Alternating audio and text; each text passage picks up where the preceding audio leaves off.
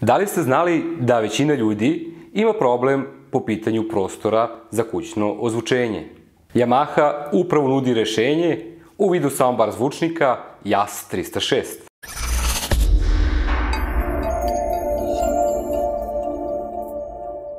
Yamaha JAS 306 je soundbar zvučnik koji nudi sve što vam je potrebno, a pritom ne zauzima mnogo prostora.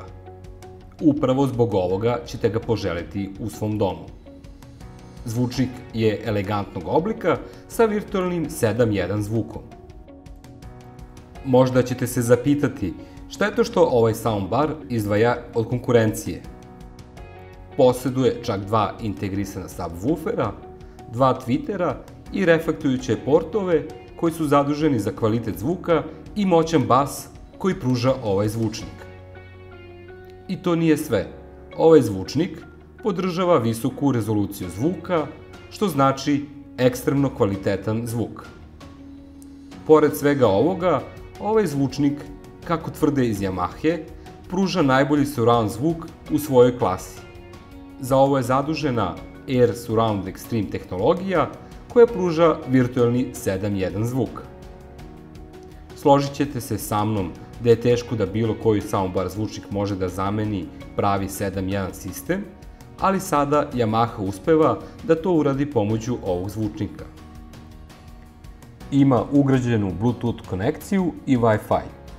Podržava Spotify, DLNA, AirPlay i druge popularne tehnologije za streamovanje muzike. Ovaj soundbar zvučnik lako staje ispod većine savremenih televizora, pa će se bez problema uklopiti i u vaš dom.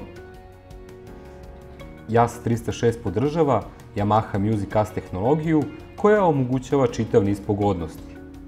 To su streamovanje muzike iz lokalne mreže i sa online servisa, internet radio, kontrolu putem besplatne smartphone aplikacije, kao i povezivanje sa drugim Music As zvučnicima u multi-room ozvučenje.